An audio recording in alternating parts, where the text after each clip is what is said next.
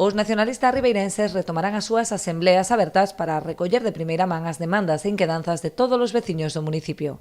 O obxectivo é dar voz ás parroquias que, segundo o BNG, están esquecidas polo goberno local.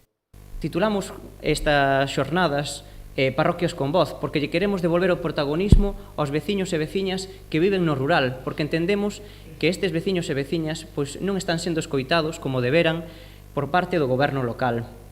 Neste sentido, instamos a calquera veciño ou veciña das parroquias que asista ás reunións que temos convocadas ao longo de todo o mes de xuño, os xoves e os venres, para que asista e que nos dean propostas, que escoiten os proxectos dos que falaremos sobre a súa parroquia e tamén que asistan simplemente se queren escoitar ou ser informados sobre calquera cuestión do seu interese.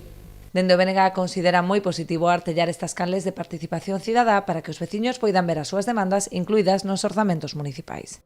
Darlle voz e protagonismo aos veciños e veciñas das parroquias de Ribeira é algo que imos facer con toda a humildade, pero cremos que vai a ser moi positivo para que os veciños e veciñas se sintan representados por parte do Bloque Nacionalista Galego. Tamén imos levar as súas demandas aos vindeiros orzamentos municipais, porque consideramos que despois de 30 anos de gobernos do Partido Popular non é de recibo que a día de hoxe os veciños e veciñas non teñan canles de participación suficientes e que tampouco poden decidir parte dos investimentos que se fan en cada parroquia todos os anos. A primeira das reunións tivo lugar esta mesma tarde na Casa do Mar de Palmeira. Seguirán a próxima semana en Castiñeiras e Corrubedo, os xoves e venres respectivamente.